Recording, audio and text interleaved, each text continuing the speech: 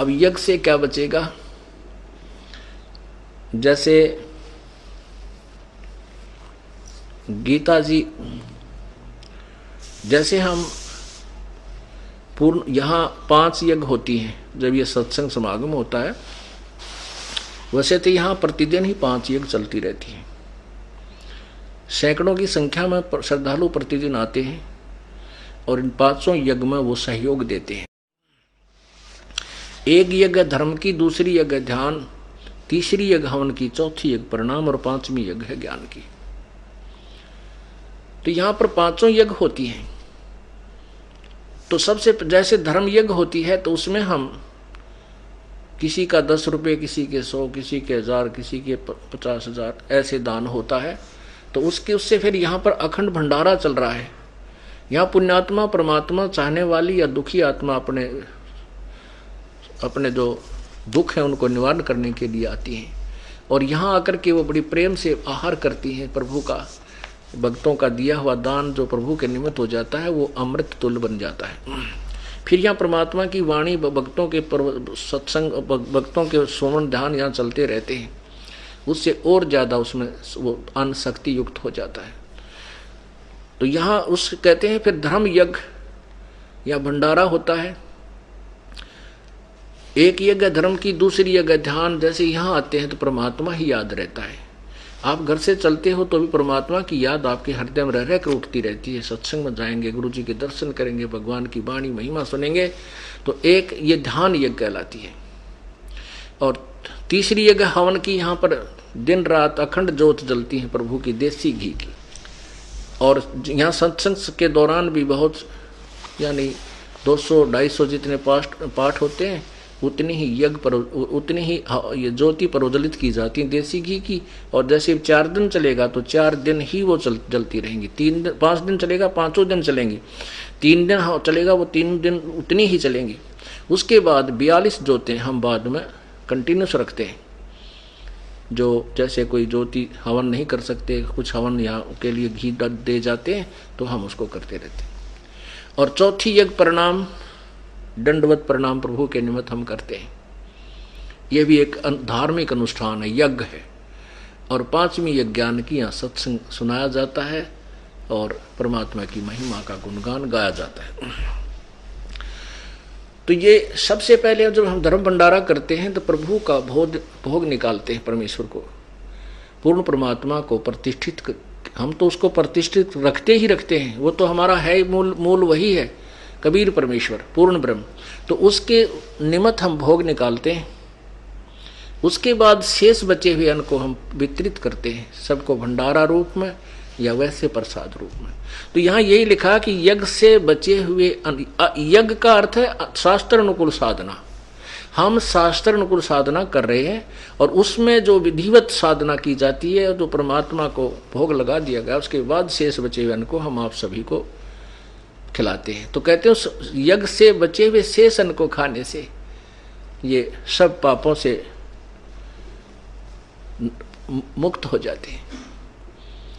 तो इसी का प्रकरण, क्योंकि तीसरे से संबंधित चौथे में चल रहा है, चौथे अध्याय के अब 31वें को समझेंगे। हमने चौथे के 34 तक पहुंचने के लिए भूमिका बनाई जा रही है।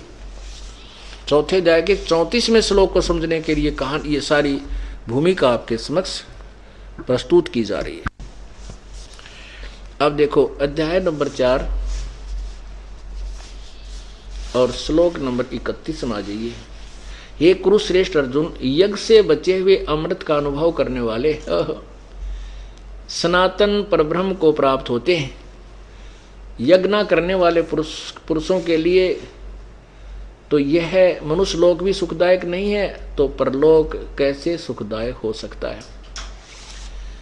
अब देखो आ गया ना वो परम अक्षर ब्रह्म। गीता जी अध्याय नंबर 8 के श्लोक नंबर 1 में अर्जुन ने प्रश्न किया कि प्रभु आपने जो गीता जी अध्याय नंबर 7 के मंत्र श्लोक नंबर 29 में कहा है कि उस तत्ब्रह्म को जानकर, उस ब्रह्म को जानकर और समस्त अखिल पूरे तत्व ज्ञान को समझकर जिसने वो तत्व ज्ञान समझ लिया, क्योंकि तत्वदर्शी संत की खोज कर ली जिसने, वो पूरे आध्यात्मिक ज्ञान से जो परिचित होगा वो तो जन्म और मृत्यु से छूटने का ही प्रयत्न करता है। तो वो कौन है वो तत्ब्रह्म? गीता जी अध्याय नंबर 8 के श्लोक नंबर 1 में प्रश्न किया।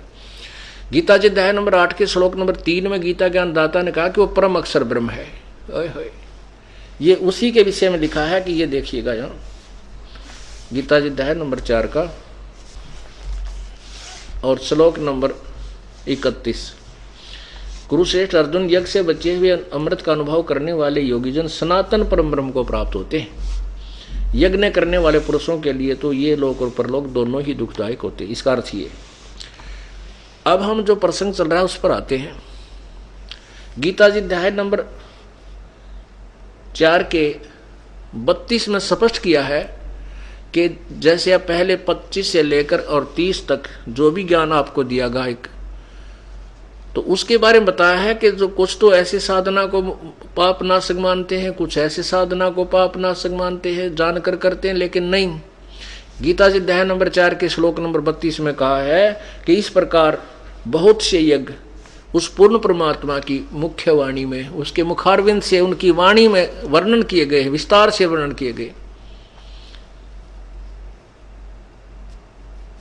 अब देखना, अब आपने 31 सुन लिया, अब 32 पढ़ो। अध्याय नंबर 4 का श्लोक नंबर 32। अब इन्होंने कुछ गलतियां की हैं। इन्होंने ब्रह्मणे का अर्थ वेद की वाणी कर दिया, मुखे। ये लिखा है एवं बहुविधा यगा वितता ब्रह्मणे मुखे कर्मजान विधितान सर्वान एवं ज्ञात्वा विमोक्षसे। इस प्रकार बहुत प्रकार के यज्ञ ये ब्रह्मण मुखे, ब्रह्मण इन ब्रह्म का अर्थ वेद लिख दिया, वेद की वाणी में नहीं। वेद का वर्णन ये कर ही रहा है। अब देखो आपको 70वें अध्याय का श्लोक नंबर 23 दिखाते हैं। ब्रह्मण का अर्थ क्या किया है इन्होंने, ये देखिएगा। अध्याय नंबर 17 श्लोक नंबर 23। ओम तत्सत इति निर्देश ब्रह्मण त्रिविध समर्थ ब्राह्मणा तेन वेदा च यगा च विहिता पुरा। ओम तत्सत, ऐसे 3 प्रकार का। ब्रह्मण माने सचिदानंद घन ब्रह्म का, सचिदानंद घन ब्रह्म का नाम कहा है। उसी से सृष्टि आदि काल में ब्रह्मण वेद आदि यज्ञ रचे गए। तो हमने देखना ब्रह्मण का अर्थ सचिदानंद घन ब्रह्म है। अब हम फिर आते हैं उसी स्थान पर। तो यहां ब्रह्मणे का अर्थ जो इन्होंने गलत किया है, इसको हम ठीक करेंगे।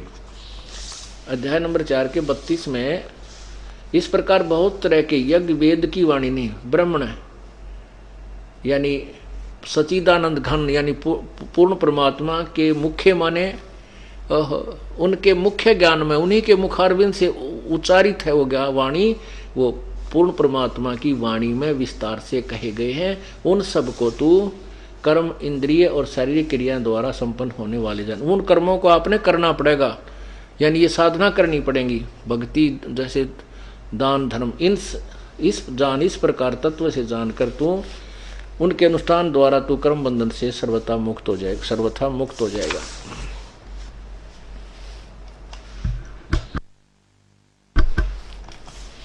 अब गीता जी अध्याय नंबर 4 के ही श्लोक नंबर 33 में आप कंटिन्यूस पढ़ रहे हो 25 से 33 में कहा है कि हे परंतम अर्जुन, द्रव्य में यज्ञ की अपेक्षा, यानी धन आदि से जो होने वाला अनुष्ठान है, उससे ज्ञान यज्ञ अत्यंत श्रेष्ठ है।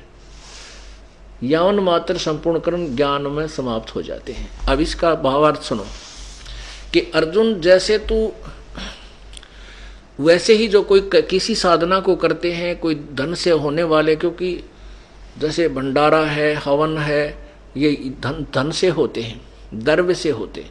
कहते हैं इस यज्ञ को करने से पहले तू अपना ज्ञान समझ, और ज्ञान समझने के बाद तेरे ये जो बिना मतलब के अर्थ जो ब्रह्मणा भटकना है, वो सभी अननेसेसरी जो वर्क है पूजा के, अननेसेसरी जो कर्म है, वो सारे समाप्त हो जाएंगे। ज्ञान सबसे श्रेष्ठ है।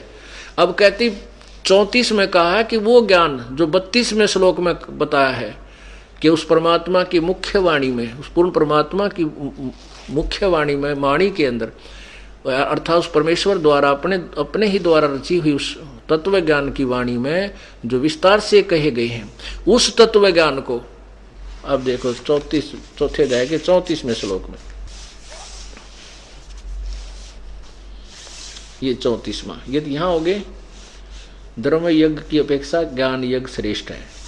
अब 34 में कहा है कि उस तत्व ज्ञान को, कौन से को, जो गीता जी अध्याय नंबर 4 के श्लोक नंबर 32 में कहा है कि इस प्रकार बहुत तरह के यज्ञ परमेश्वर पूर्ण परमात्मा की वाणी में विस्तार से कहेगे, उन सब को तू कर्म आदि इंद्रियों, मन इंद्रिय और शारीरिक क्रियाओं द्वारा उत्पन्न होने वाले जान, उनसे किए जाते हैं ये, यानी काम करते करते ये सब करने होते हैं। इस प्रकार तत्व से जानकर तू सर्वथा मुक्त हो जाएगा। तो उसी के बारे में अब कहा है 34 में कि उस तत्व ज्ञान को तू तत्वदर्शी ज्ञानियों के पास जाकर समझ, उनको भली भांति दंडवत प्रणाम करने से, उनकी सेवा करने से और कपट छोड़कर सरलतापूर्वक प्रश्न करने से वे परमात्म तत्व को, तत्वदर्शनी जानने वाले यानी तत्वदर्शी संत महात्मा ज्ञानी तुझे उस तत्व ज्ञान का उपदेश करेंगे। अब आपको हम कहाँ लाना चाहते थे, तत्वदर्शी संत कैसा होता है। अब ये बताया है कि वो, अब गीता जी अध्याय नंबर 15 के प्रथम मंत्र में कहा है कि वो तत्वदर्शी संत की पहचान बताई, जैसा कि आपको अभी बताया। ऊपर को जड़ वाला, नीचे को तीनों गुण रूपी शाखा वाला, ये उल्टा लटका हुआ संसार रूपी पीपल का वृक्ष है, और इसके सर्वांग सभी भागों को जो तत्व जो जानता है वो तत्व से जो जानता है सवेदवित, वो तत्वदर्शी संत है। गीता जी अध्याय नंबर 4 के श्लोक नंबर 15 के श्लोक नंबर 4 में कहा कि उसके पश्चात जब तुझे तत्वदर्शी संत मिल जाए, उसके पश्चात उस परम पद, उस परमेश्वर के परम पद की खोज करनी चाहिए। ओए होए, ये देखिए अब चौथा में आ जाते हैं हम, अध्याय नंबर 15 का ही श्लोक नंबर 4। इसमें लिखा है, इसमें चलो थोड़े से दोनों तीनों पढ़ा देते हैं आपको, बुद्धिमान लोग हैं शीघ्र पढ़ जाएंगे। ये तो 1 नंबर आपको सुना 15वें अध्याय का। आदि पुरुष परमेश्वर मूल वाले और अधः शाखम नीचे को शाखा वाले संसार रूपी पीपल के वृक्ष को अविनाशी कहते हैं। वेद इसके पत्ते, ये अनुवाद ठीक नहीं किया है, फिर भी इस संसार रूपी वृक्ष को जो पुरुष, जो साधक, जो संत मूल सहित यानी जड़ से लेकर सब पार्टों सहित जानता है, सभी भागों से जानता, वह है वेद के तात्पर्य को जानने वाला, वह तत्वदर्शी संत है। फिर क्या बताया है कि इस संसार रूपी वृक्ष तीनों गुण रूपी, रजगुण ब्रह्मा, सतगुण विष्णु, तमगुण रूपी जल से बढ़ी हुई विषय पर वाला, विषय भोग रूप कोपल वाली देव त्रय रूपी शाखा है। विषय पर वाला शाखा, ये तीनों गुण रूपी शाखा है। नीचे और ऊपर सर्वत्र नहीं है, केवल नीचे ऊपर पाताल लोक में, ऊपर स्वर्ग लोक में फैली हुई, और मनुष्य लोक में ये कर्मों के बंधन में, कर्मानुसार बंधन बांधने वाली ये मुख्य कारण है। मूलानी कर्मानुबंधनी मूल्यानी, जड़ें भी नीचे और ऊपर, सभी लोकों में नहीं, ऊपर और नीचे फैली हुई है। आगे देखो तीसरे में, इस संसार वर्ष का स्वरूप जैसा कहा है वैसा यहाँ विचार काल में नहीं है। गीता ज्ञानदाता कहता है कि वास्तविक में जो इसका विस्तृत वर्णन है वो मैं नहीं जानता, तेरे मेरे विचार काल में, तेरे मेरे इस गीता जी के डिस्कशन में मैं तुझे पूर्ण रूप से नहीं बता सकता, क्योंकि मुझे इसके आदि और अंत का ज्ञान नहीं है। ये देखिए अध्याय नंबर 15 के श्लोक 3 में, इस संसार वर्ष का स्वरूप जैसा कहा है वैसा यहाँ विचार काल में नहीं पाया जाता है। विचार काल में तेरे मेरे इस गीता के ज्ञान में, क्योंकि न तो इसका आदि है और न अंत है, और न इसकी अच्छी प्रकार स्थिति ही है।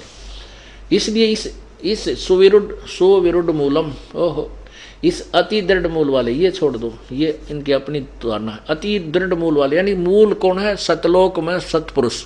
वो सतलोक तो दृढ़ है, वो कभी नाश नहीं होता, वो सथाई लोक है।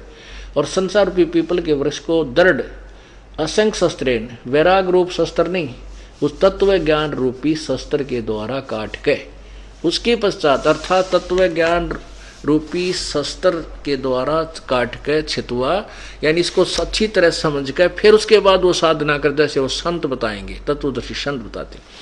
उसके पश्चात उस, ये देखिएगा अध्याय नंबर 15 का श्लोक नंबर 4, उसके पश्चात उस परम पद रूप परमेश्वर को भली भांति खोजना चाहिए, जिसमें गए हुए पुरुष फिर लौटकर संसार में नहीं आते, और जिस परमेश्वर से पुरातन संसार वर्ष की प्रवृत्ति विस्तार को उत्पन्न हुई है, उस आदि पुरुष नारायण के मैं शरण हूं। गीता ज्ञानदाता कहता मैं भी उसी की शरण हूं। इस प्रकार दृढ़ निश्चय करके उस परमेश्वर का मनन और निधि ध्यान करना चाहिए। पुण्यात्मा, आपको ये दास यही बताना चाहता है कि जैसे गीता जी अध्याय नंबर 4 के श्लोक नंबर 5 में कहा कि अर्जुन तेरे और मेरे बहुत जन्म हो चुके हैं। गीता ज्ञान दाता कहता है कि तेरे और मेरे बहुत जन्म हो चुके हैं, तू नहीं जानता मैं जानता हूं। गीता जी अध्याय नंबर 4 के श्लोक नंबर 9 में कहा कि मेरे जन्म और क्रम दिव्य है, अलौकिक है। गीता जी अध्याय नंबर 2 के श्लोक नंबर 12 में कहा कि अर्जुन तू और मैं ये राजा लोग पहले भी थे, आगे भी होंगे, ये मत समझ के हम वर्तमान में ही हैं, अर्थात तेरी मेरी और इन सबकी मृत्यु जन्म होता ही रहेगा।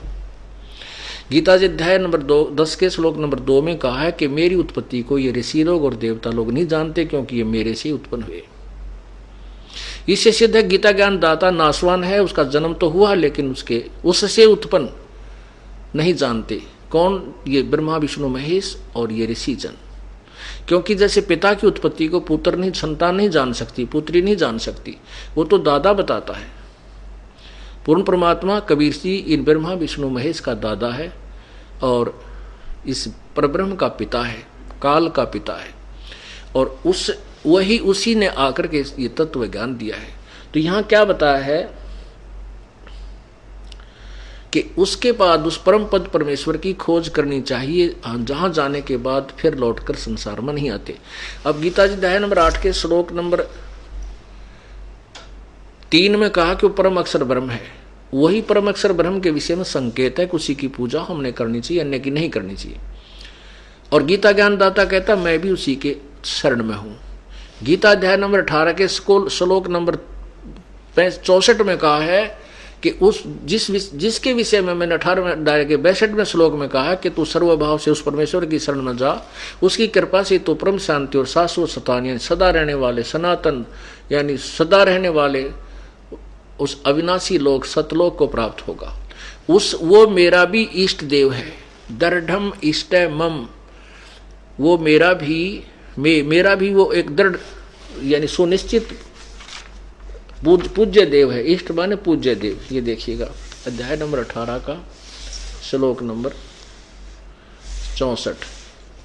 इष्ट असि मे दृढ़मिति यत वक्ष्यामि ते हितम सर्वगतम ब्रह्म न सर्वगुह्यतम बुहे सुन्नो में परमम वचः सर्वगुह्यतम, सबसे गोपत सब गोपनीयों से भी गोपनीय अति मेरे वचन रहस्य वचन तू सुन। फिर सुन, मेरा अतिशय दृढ़, अतिशय इष्ट माने इष्ट है। अब कौन?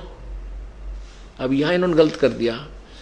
सर्वगुह्यतम भूय शरणों में परमोच, मेरे सबसे गुप्त वचन और सुन, फिर सुन जो मैं तेरे हित में कहूंगा कि इष्ट असी में, मेरा पक्का इष्ट देव पूज्य देव है। कौन? इति वही जो आपको 18वें अध्याय के 62वें श्लोक में कहा है। हे भारत, तू सर्व प्रकार से उस परमेश्वर की शरण में जा, उस परमात्मा की कृपा से ही तू परम शांति और सनातन परम धाम को प्राप्त होगा। जिसके बारे में मैंने 18वें अध्याय के 62वें श्लोक में कहा है, वह मेरा इष्ट असी में दृढ़म, वह भी सुनिश्चित पक्का वो मेरा पूज्य देव है। ये तत्वक्ष्यामि ते हितम, ये तेरे हित में कहूंगा मैं, और किसी को मैंने आज तक नहीं बताया। और इसी का 15वें अध्याय के 4थे श्लोक में कहा कि जब तत्व ज्ञान प्राप्त हो जाए उसके बाद इस सारे उलझेड़े न सुलझा के तत्व ज्ञान रूपी शस्त्र से इसको काट के फिर उस परम पद परमेश्वर की खोज करनी चाहिए, जहां जाकर के फिर लौट कर ये संसार में साधक नहीं आते। और जिस परमेश्वर से सर्व ब्रह्मांडों की उत्पत्ति हुई है। यानी गीता ज्ञान दाता से कोई और है जिसने ब्रह्मांडों की रचना की, नहीं तो वो कह देता मैंने रचना की और मैं भी उसी की शरण हूं। तो वहां जाने के बाद जीव का फिर कभी जन्म मृत्यु नहीं होता। क्या कहां से शुरू किया था सत्संग?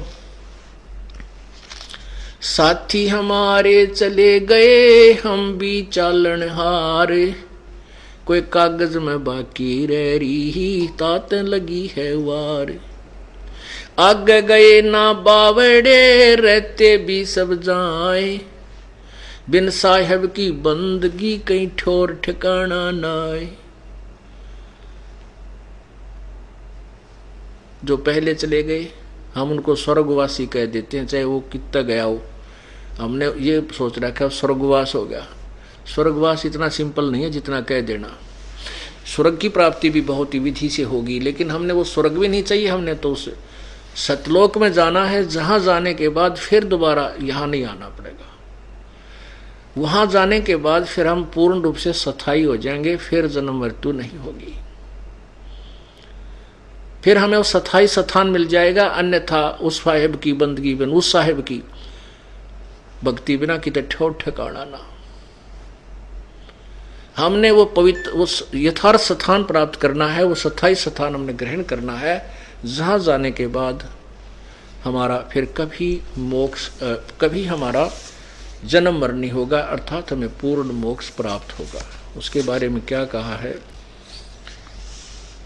क्यों बोली घर अपना ये ना देश तुम्हारे, फिर पीछे पछतावगी कर ले सोच विचार। क्यों भूली घर अपना ये ना देश तुम्हारे, फिर पाछे पछतावगी कर ले सोच विचार। बिन सतगुरु पावे नहीं घर अपने की राह, संतों शरण लाग कर सुरत शब्द समा।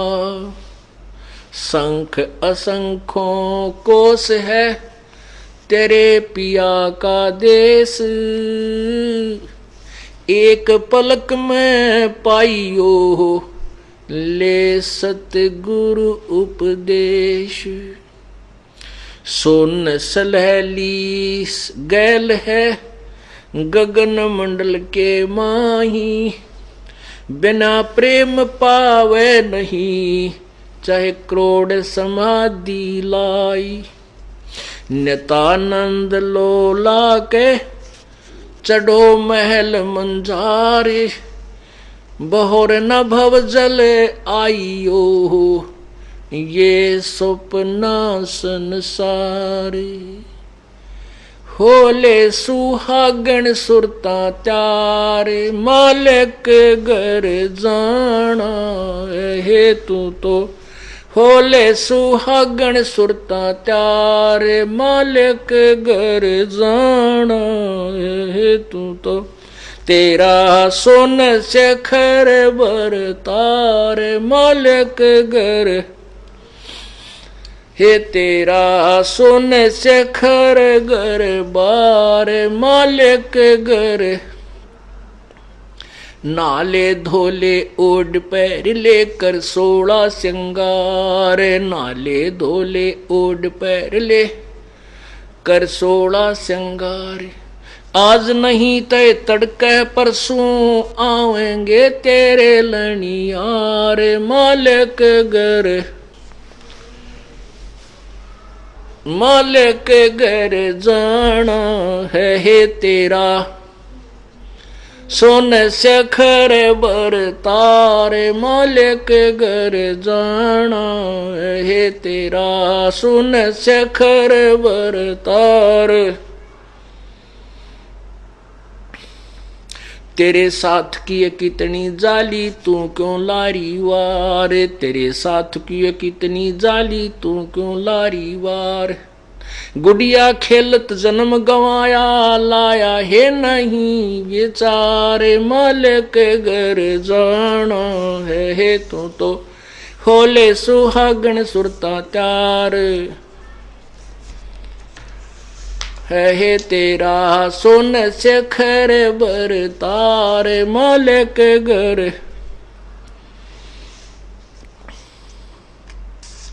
सतगुरु मारे बानिया है करते बनज व्यवहार, सतगुरु मारे बानिया है करते बनज व्यवहार।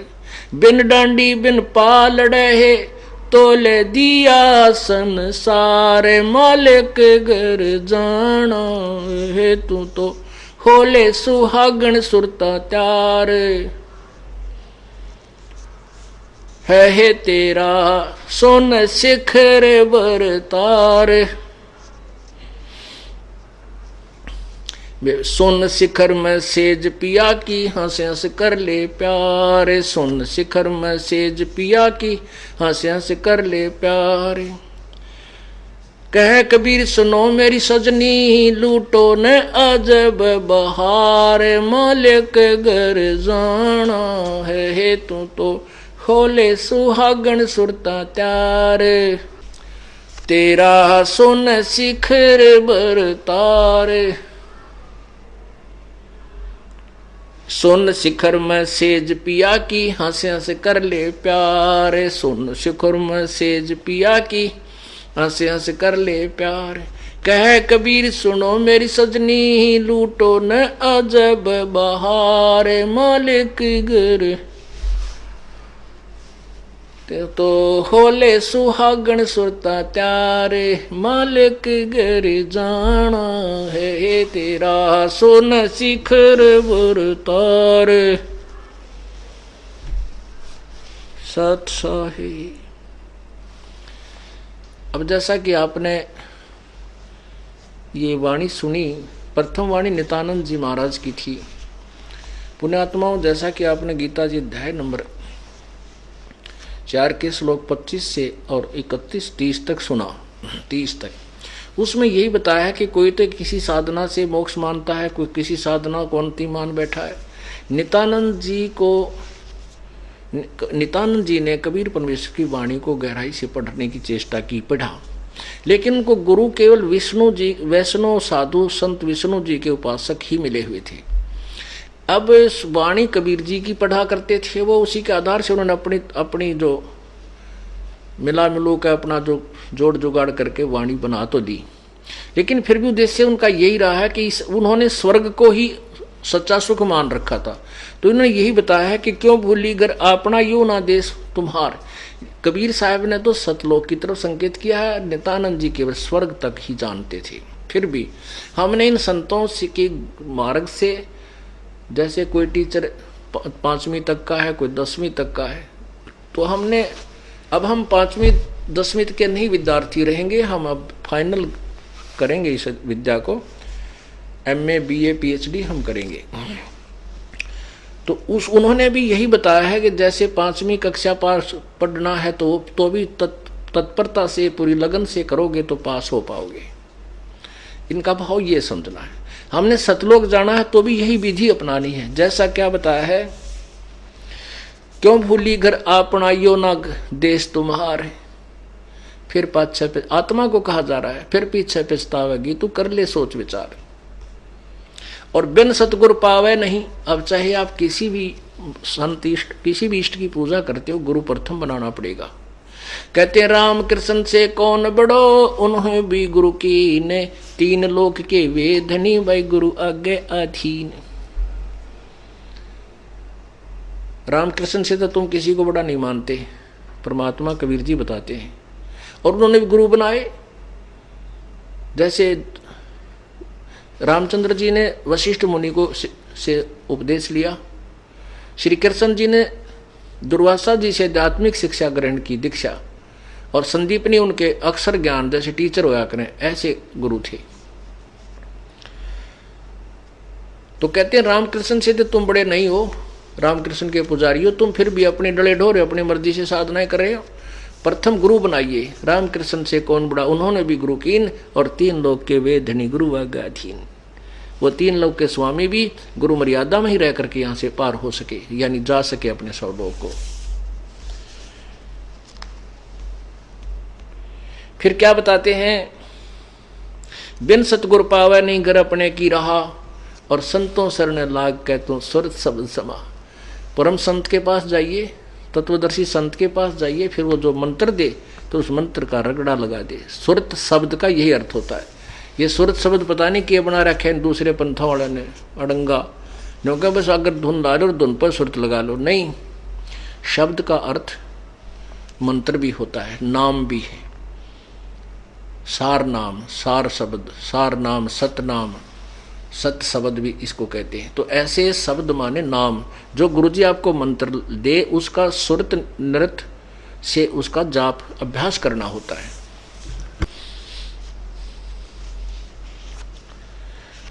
आगे बताया है कि इसने तो लिखा शंख शंखों को से तेरे पति का पिया का देश, क्योंकि इनको ज्ञान तो था ही नहीं। नित्यानंद जी को भी, ये भी ऐसे भोली आत्मा जिसे गुरु का फंस गए अपना लगे रहे।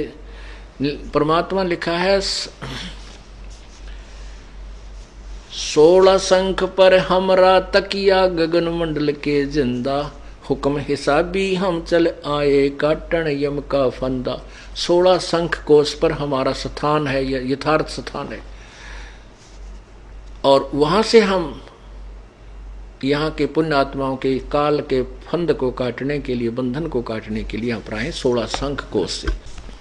16 शंख पर हमरा तकिया हम गगन मंडल के जिंदा, हुक्म हिसाबी हम चल आए काटन यम का फंदा। काल का बंधन काटने के लिए हम आए 16 शंख कोश से। लेकिन ये इनकी अनुभव नहीं है, सुनी सुना एक दूसरे के जोड़ कर, जैसे रागनी गानी है इधर की उधर जोड़ कर बढ़िया रागनी बना देते हैं। लेकिन नित्यानंद जी ने कहा शंख शंखों कोश है, नहीं, परमात्मा ने गिण के दे रखे हैं 16 शंख कोश पे हमारा तकिया, हमारा स्थान है। हम गगन मंडल के जिंदा, हम आकाश में घूमने वाले हैं, यहाँ तक के खाने वाले नहीं है जैसे यहाँ गांव गांव में मांगते फिरे, हम ये महात्मा नहीं है।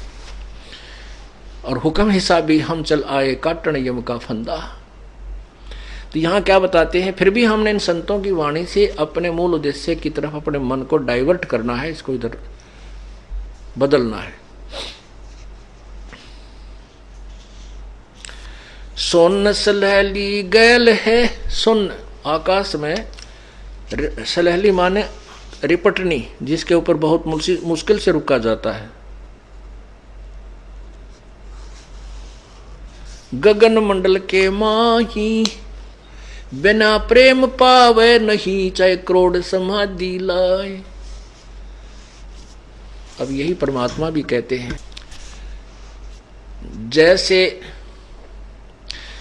जैसे सूरज के आगे बदरा ऐसे कर्म छयारे, प्रेम की पवन करे चितमंजन झलके तेज नयारे। जैसे सूर्य के सामने बादल आ जाते हैं और बादल आगे सामने आ जाने से अंधेरा छा जाता, सूर्य अदृश्य हो जाता, अव्यक्त हो जाता है। उन बादलों को पवन हवा चलती है तेज, इधर उधर उनको बखेर देती है और प्रकाश सूर्य का स्पष्ट नजर आता है। वो अव्यक्त सूर्य हमें सामने हो जाता है, साक्षात्कार होता है। कैसे? जैसे सूरज के आगे बदरा ऐसे कर्म छयारे, प्रेम की पवन करे चित मंजन झलक तेज नयारे। परमात्मा में जब आपका प्यार जागृत होगा, रोम रोम आपके करनान लग जाएंगे, इसके अंदर खड़े हो जाया करेंगे, प्रभु की वाणी सुनकर आंखों से आंसू बहने लग जाएंगी। तो ये प्रेम की पवन चल पड़ी और बीच में जो पाप रूपी कर्मों की बादल छाए हैं, इस प्रेम रूपी पवन से ये छिन्न भिन्न हो जाएंगे। जैसे सूरज के आगे बदरा ऐसे कर्म छयारे, प्रेम की पवन करे चित मंदन झलके तेज नयारे। ऐसा ही यहां बताया जा रहा है कि बिना प्रेम पावे नीचे करोड़ समाधि ला।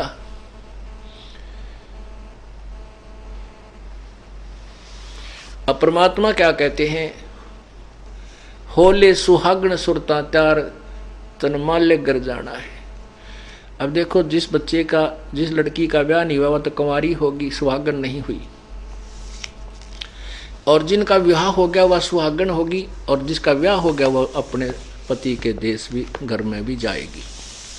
तो उसको फिर तैयारी करनी होती है, जाने से पहले उसको लगन लग जाती है, मैं के सामान तैयार करूं, कि क्या क्या आइटम मुझे चाहिएंगे जो वो आवश्यक है वहाँ ले जाने के लिए। तो उसको चिंता बन जाती है और घर वाले भी उसका सहयोग देना प्रारंभ कर देते हैं। होले सुहागन सुरता आत्मा, त्यार तुझे अपने परमात्मा के घर जाना है, और तेरा सुन शिखर बरतार तनमाल्य घर जाना। सुन शिखर यानी सबसे सुन, सबसे आखिर में, शिखर में, टॉप मोस्ट प्लेस पे, वहां तेरे पति का घर है सतलोक में। फिर क्या बताते हैं कि नाले धोले ओढ़ पैर लेकर 16 श्रृंगार, नहाना क्या है सत्संग रूपी दरिया में आकर के अपने अंतःकरण के मैल को साफ करना है। और क्या 16 श्रृंगार क्या होते हैं? जैसे शील, संतोष, विवेक, अक्षमा, भाव, भक्ति और साथ में 10 धा भक्ति। तो कुल मिलाकर तेरे 16 श्रृंगार होंगे, क्योंकि पति को वही लड़की अच्छी लगती है जो अपना स्वरूप श्रृंगार के चलती है। ऐसे ही परमात्मा को हम तभी अच्छे लगेंगे जब ये हमारे ऊपर सब गहने होंगे, शील, संतोष, विवेक, अक्षमा, आधीनी, नम्रता, है दान का भाव। तो वो ये हमारे गहने हैं भक्त आत्मा के। तो ये आभूषण हमने पहन रखे हैं या डाल रखे हैं, ग्रहण कर रखे हैं, तो परमात्मा ने हम अच्छी, हम प्यारी आत्मा लगेंगी। आज नहीं तो तड़के परसों यानी कल परसों तेरे आवेंगे लनिहार, कभी भी तेरी मृत्यु हो सकती है। अर्थात तेरे कोई लेने के लिए वो यमदूत आएंगे, अगर तू सत साधना करेगी तो लेने के लिए प्रभु आएंगे। कहते हैं तेरे साथ की कितनी जाली तो क्यों लारी वार, और गुड़िया खेल जन्म को आदिया तने लाया नहीं विचार। जैसे पुराने पहले हम जब छोटे छोटे थे उस समय क्या होता था, वैसे तो गाँव में अब तो इतना नहीं रहा, पहले ये बेटियां पढ़ा नहीं करती थी, लड़के भी बहुत कम ही पढ़ा करते थे। तो ये लड़कियां जब तक खेतों में सहयोग देने का काम में सहयोग देने योग्य नहीं होती, बालक सी होती थी, तो अपने खेल में लगी रहती थी। तो वो सुनती थी कथाएं, आप लोकवेद सुनती रहती थी। जैसे लड़की का जो जवान लड़की हो जाती थी तो उसके कपड़े बनवाया करते थे, दूसर बोला करते उसको दहेज कहो, तो उसको दहेज बनाते थे। तो उसमें काकी ताई दादी कहा करती कि उन्होंने बताया है 40 अगलियां की है, 20 पछलियां की। 40 कपड़े यानी अगलियों की, 20 पछलियां की। किस तरह होया करे पता नहीं इतना तुमने। तो उसको वो बनाती थी वो। तो वो लड़की जो उनके गारमेंट टेलर लड़की जो विवाहित हो चुकी थी, जिसको भेजना था, दहेज बनाया जाता, उसके कपड़े सीलन आया करते घर पे। तो उनके छोटे छोटे कपड़ों के टुकड़े, वह छोटी सी बेटी जो होती थी 8-7 वर्ष की, 5-6 साल की, तो वो क्या करती, उन टुकड़ों को इकट्ठा करके वो सुने सुनाए ज्ञान से रख लेती थी। ये 20 टुकड़े काट करने बोले ये अगलियां की, पछलियां की, 40 टुकड़े नारे दड़ी ये अगलियां की तील कपड़े यानी सूट, और गठड़ी बांध के और पांडर रख लेती है एकांत में अपने लोगों के। उसमें से कोई दूसरा भाई बहन 2-4 उसके चीथड़े निकाल लेता, वो इतनी कितनी कत्तर सी। तो वह रोअर पा पीटा है, मेरे 40 थे 5 कोई ना, रोआ बुरी तरह। तो उससे कोई भाई बहन बड़ा या माता चाचा था, वो पूछे बेटी क्यों रो रही है, वह रोअर बुरी तरह, सांस नहीं ले रही। अन्यों क्या मेरी तील काट ली, तील निकाल ली, मेरे सूट निकाल लिए, वो इन चीथड़िया ने सूट मान रही है। तो ऐसे ही जब वह बेटी बड़ी हो जाती है, उसकी शादी हो जाती है, फिर वह गुड्डा गुड़िया तो नहीं खेल रहे, वो उस खेल को नहीं खेल सकती जिसको पहले सच्चा मानकर रो रही थी, बुरा हाल कर रही थी, उनको इतने इतने चीथड़ों को वो सूट मानती थी। ऐसे ही जब तक हमें तत्व ज्ञान नहीं है तब तक हम यहीं के संतान और संपत्ति रूपी खिलौनों से खेल रहे हैं, गुड़िया रूप वाला खेल खेल रहे हैं। जब हमें पूर्ण ज्ञान हो जाएगा फिर इसको हम नहीं खेल सकते। या तो आपको ज्ञान ही नहीं हुआ है, अभी आप इतने मैच्योर आपके थॉट्स नहीं हुए, आपके विचार इतने दृढ़ नहीं हुए हैं, और जब ये दृढ़ हो जाएंगे फिर आप एक का चीज मांगोगे, परमात्मा पीछा छुटवा दे। कोट जन्म तन भर मत होगे, कुछ ना हाथ लग्या रे, कुकर शुकर खरबा बोरे, कौवा हंस पुकारे। ये बातें आपके हृदय में दरी जाएंगी। फिर क्या बताते हैं, तेरे साथ की कितनी जाली तू क्यों लारी वार, और गुड़िया खेलती खिलौना तो खेलते तने जन्म खो दिया लाया नहीं विचार। सतगुर हमारे बाणिया, हमारे सतगुर सौदागर हैं, ये करते बनज व्यवहार, और बिन डांडी बिन पालड़ा तोल दिया संसार। बगैर किसी तराजू के, किसी तुला के परमात्मा ने तत्व ज्ञान से तू सब कुछ तेरा तोल कर धर दिया। अब तेरी इच्छा जैसे तू चाहता है कर। सुन शिखर में सेज पिया की वहां संस कर ले प्यार। जो पुण्यात्मा संघर्ष करके यहां से निकल गई, परमात्मा जाते ही सीने से लगाएगा उस प्यारी आत्मा को, और कहते ही वहां जाकर के उस आनंद को लूट। ये नकली झूठे सुख को सुख कहे, ये मान रहा मनमोद, ये सकल चबीना काल का कुछ मुख में कुछ कोद। बोलो सतगुरुदेव। कर जोरूं विनती करूं, धरूं चरण पर शीश। गुरु जी राम देवानंद जी महाराज ने दियो नाम बख्शीश। कोटि कोटि सिजदा करूं, कोटि कोटि प्रणाम। चरण कमल में राखियो, मैं बंदी जाम गुलाम। कुत्ता तेरे दरबार का, मोतिया मेरा नाम। गले प्रेम की जेवड़ी, जाखें चौवा जाऊं मैं। तो करो तो बावड़ू, दूर दूर करो तो जाऊं। जो राखो त्यों ही रहूं, जो देवो सो खाऊं।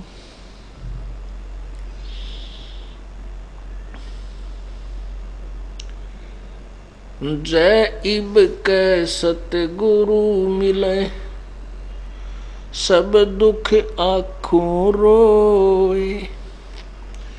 चरणों ऊपर शीश धरूं, कहूँ जो कहनी हो। कबीर गुरु जी मिलेंगे, पूछेंगे कुशलात।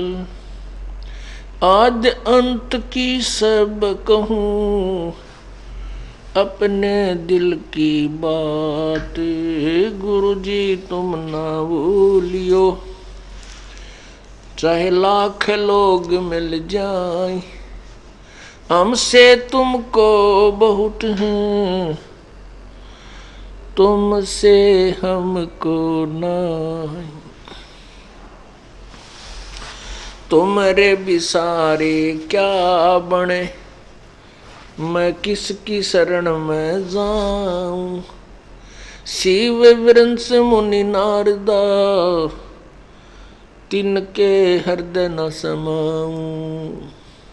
अब गुण किए तो बहुत किए, करत न मनी हार। बावे बंदा बख्श दियो, बावे गर्दन उतारे। अब गुण मेरे बाप जी, बख्शो गरीब नवाज।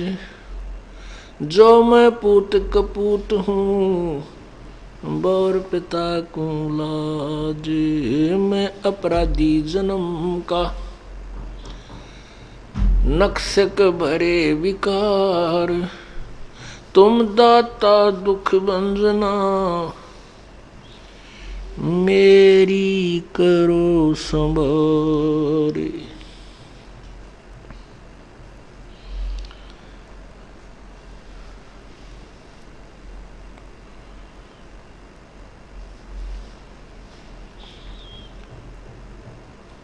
सतगुरु के उपदेश का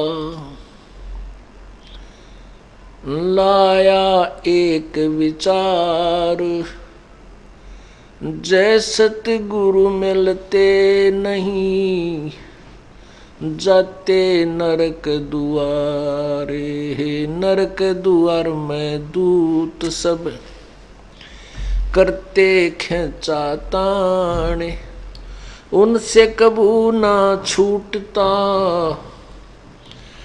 फिरता चारों खानी। चार खानी में भ्रमता कब हो न लगता पार। सो फेरा सब मिट गया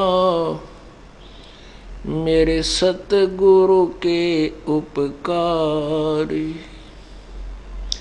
सात समुद्र की मसी करूं, लेखनी करूं बन राय। धरती का कागज करूं, गुरु गुण लिखो न जाए। गुरु मानुष कर जानते ते नर कहिए अंध। गुरु मानुष कर जानते ते नर कहिए अंध। ओए दुखी संसार में आगे यम के फंद।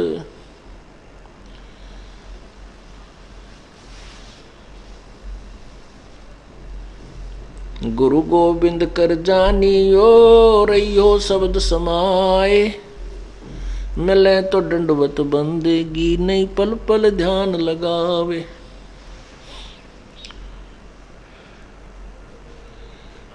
गुरु गोविंद दोनों खड़े किसके लागू पाए।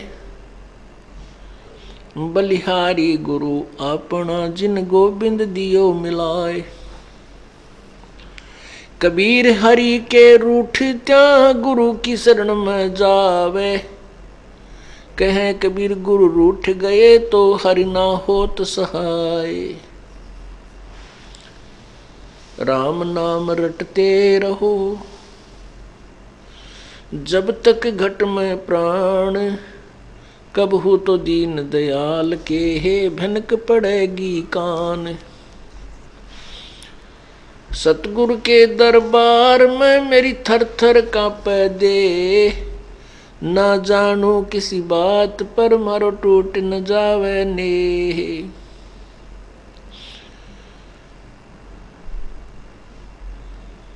लूट सको तो लूटियो राम नाम की लूटी। पीछे फिर पछताओगे प्राण जहांगे छूट।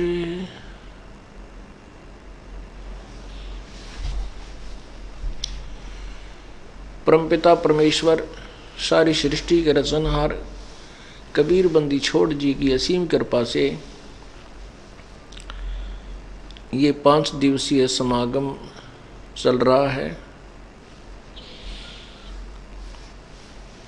ये समागम किस उपलक्ष्य में चल रहा है? फाल्गुन द्वादशी। फाल्गुन द्वादशी विक्रमी संवत 1784 सन 1727 को पूर्ण परमात्मा कबीर देव अल्लाहु अकबर एक जिंदा महात्मा के रूप में संत गरीबदास जी 10 वर्षीय बालक संत गरीबदास जी को गांव छुड़ानी जिला झज्जर हरियाणा प्रांत के अंदर खेतों में जंगल में सशरीर आकर के मिले थे।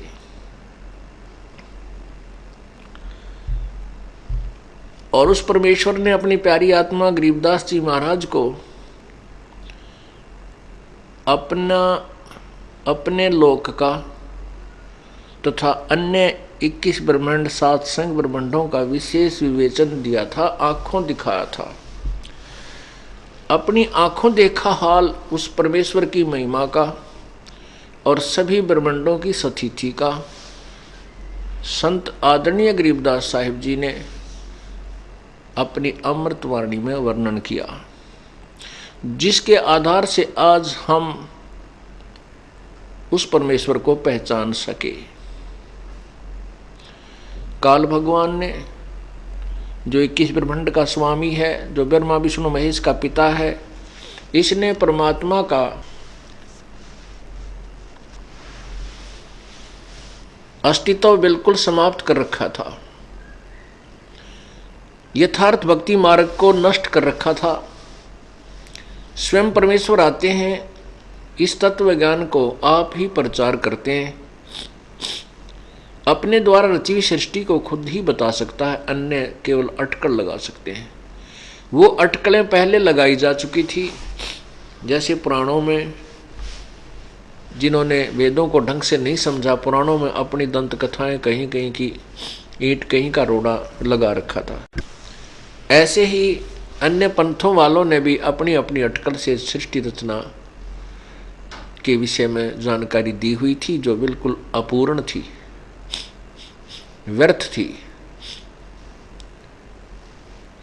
परमेश्वर ने स्वयं आकर के अपनी महिमा को आप ही उजागर किया।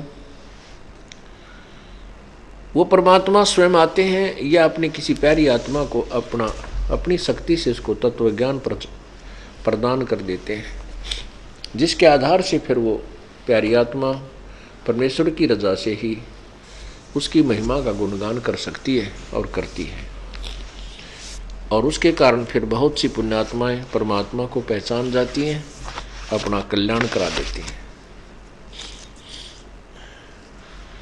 जैसा कि आपको बताया था कि गरीबदास साहिब जी के आत्मा को शरीर से निकाल कर परमेश्वर सतलोक लेकर गए थे सन 1727 में, और उस समय उनको ऊपर की सब महिमा, सब लोकों का विवरण अपनी आंखों गरीबदास साहिब जी को अपनी आंखों से दिखाया था, फिर वापस उनको शरीर में छोड़ दिया था। फिर गरीबदास साहिब जी ने अपनी महिमा का, परमेश्वर की महिमा का एक कलम तोड़ विवेचन दिया है।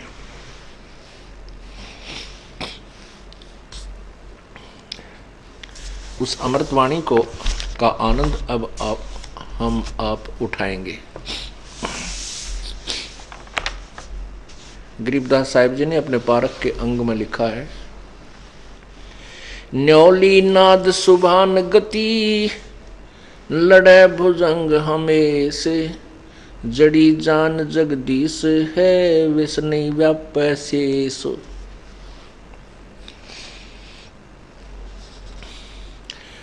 हंस गवन करते नहीं मान सरोवर छाड़, कौवा उड़ उड़ जाते हैं खाते मांसाहार। हंस दशा तो साधु हैं सरोवर है सत्संग, मुक्ता हलबानी चोगे चढ़त नवेला रंग। दरस परस नहीं अंतरा रोमी वस्त्र बीच, पारस लोहा एक डिग पलटत नहीं अबीच। चार मुक्ति बैकुंठ बट सप्तपुरी सैलान, आगे धाम कबीर का हंस न पावे जान। मौन रहे मग्नालय है मार्ग बंकी बाट, सुन शिखर गढ़ सोरंग है कर सतगुर से साट। ग्रिपल से तीपल ना मेले भौ मिले नहीं भौ, बिच तकिया महबूब का परमेश्वर की सौ। ग्रीब तुम बाजल में बैचला बाहर भीतर नीर, पानी से पाला भया एक सिंध है नीर। रिंचक नाम निनावे है सुरत नृत्य के मध्य, हद्दी भूले हद में बेहद्दी बेहद। लोर लहर उठे सदा कारी घटा सफेद, ब्रह्मा अक्षर क्या लिखे भिगे चारों वेद। काया काशी मन मगहर दोहों के मध्य कबीर, काशी तज मगहर गया पाया नहीं शरीर। काया काशी मन मगहर अरस कुरस बीच मुकाम, जहां जुलाहे घर किया आद अंत विश्राम। श्वेत ग्रीव श्वेत वर्ण शुभ रंग है नगरी अकल अमान, तन मन की तो गम नहीं निज मन का स्थान। निज मन ऊपर ब्रह्म पद राग रूप रघुवीर, दूजे की तो गम नहीं तावा मैल कबीर।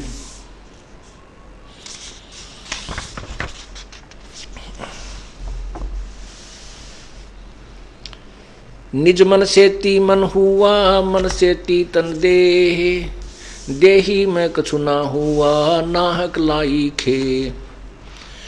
बेरा गरीब बेरा साटे बेचिया बैरागर सुल्तान, मालन को जाना नहीं बेबुद खेचा तान। शेर बेर पलड़े चढ़े एक पेड़ एक पड़ा भोमाही, मालन और सुल्तान को हलकारे ले जाही। 2.5 लाख की पावड़ी एक पैसे का बेर, देख अदम सुल्तान को कैसे डारी मेर।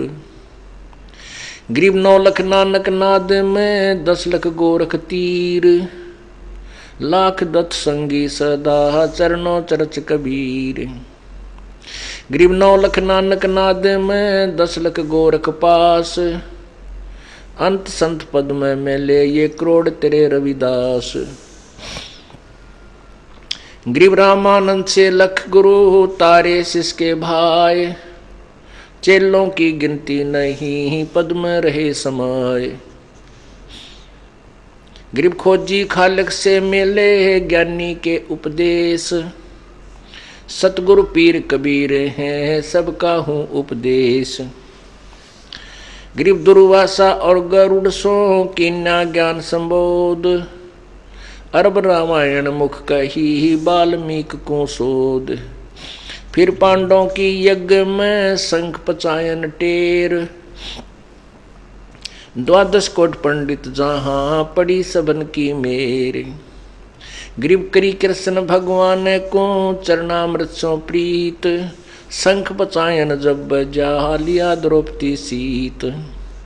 गरीब 12 कोट पंडित जहां ब्रह्मा विष्णु महेश, चरण लिए जगदीश को जिसको रटता शेष।